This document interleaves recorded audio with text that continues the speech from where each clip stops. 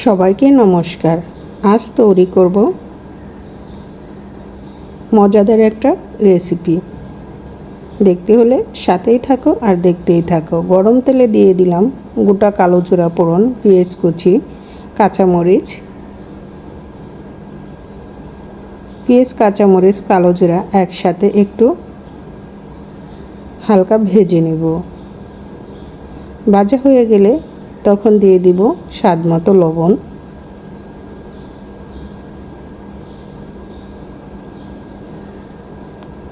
আর দিয়ে দিব কেটে রাখা আলুগুলো ছোট ছোট করে কেটেছি। আলু পেঁয়াজ একসাথে ভাজা হয়ে গেলে এখানে দিয়ে দিব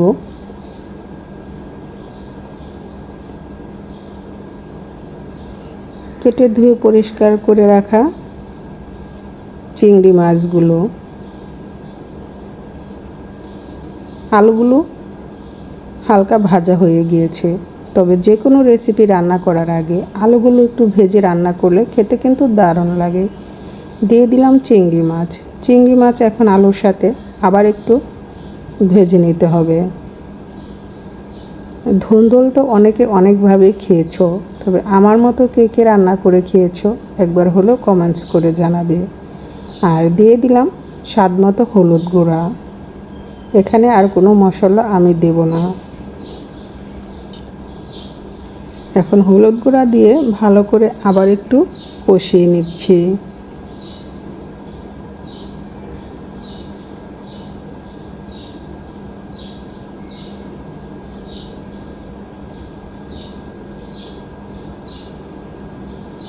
এভাবে হলুদ গুঁড়া দিয়ে কষানোর পরে দিয়ে দিব কেটে রাখা ধুন্দুলগুলো।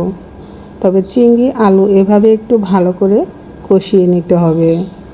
এখন দিয়ে দিচ্ছি কেটে রাখা ধুন্দুল। এই ধুন্দুলের রেসিপি চিংড়ি মাছ দিয়ে খেতে এতটা মজাদার, আমার মায়ের তো খুবই পছন্দ ছিল। তাই তো এই ধুন্দুল রান্না করতে যেয়ে মাকে খুব মিস করতেছিলাম।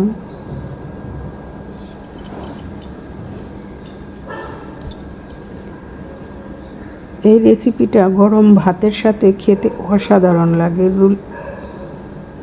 রুটি লুচির সাথেও খেতে দারুণ লাগে। দেখতেই পাচ্ছ বন্ধুরা, ঢাকনা দিয়ে ঢেকে বেশ কিছুটা সময় রান্না করে নিয়েছি। ধুন্দুলটা মজে একদম অল্প হয়ে গিয়েছে, আর এখানে কোনো জল দেওয়া যাবে না। ধুন্দুল থেকে প্রচুর পরিমাণে জল ওঠে, এই জলে সিদ্ধ হয়ে যাবে সবজিগুলো। এভাবে মাঝে মাঝে নেড়ে চেড়ে দিতে হবে যাতে নিচে লেগে না যায়। তবে যতটুকু জল উঠেছে আমি সবটুকু জলই শুকিয়ে নেব, হালকা একটু ঝোল ঝোল থাকবে। কেমন হলো ধুন্দুলের রেসিপি? দেখতে পেলে বন্ধুরা কত সহজ না রান্না করা এই মজাদার রেসিপিটা। যারা ধুন্দুল খেতে পছন্দ করো এভাবে একবার হলো চিংড়ি মাছ দিয়ে খেয়ে দেখতে পারো, খেতে দারুণ মজাদার।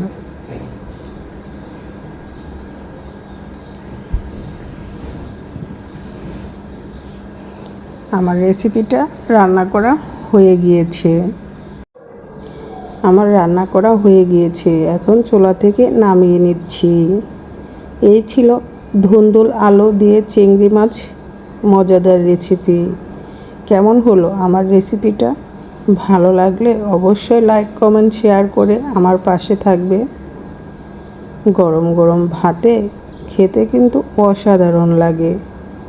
কালারটাও কত সুন্দর হয়েছে, খেতে কিন্তু দারুণ ইয়াম্মি। আর যারা এত সময় ভরে ভিডিওটা দেখলে তাদের সবাইকে অনেক অনেক ধন্যবাদ ও ভালোবাসা। আজকের মতো ভিডিওটি এখানেই শেষ করব। সবাই ভালো থেকো, সুস্থ থেকো। আবার দেখা হবে নতুন রেসিপি, নতুন ভিডিওতে। সবাইকে টাটা দিয়ে আজকের মতো এখানেই শেষ করছি।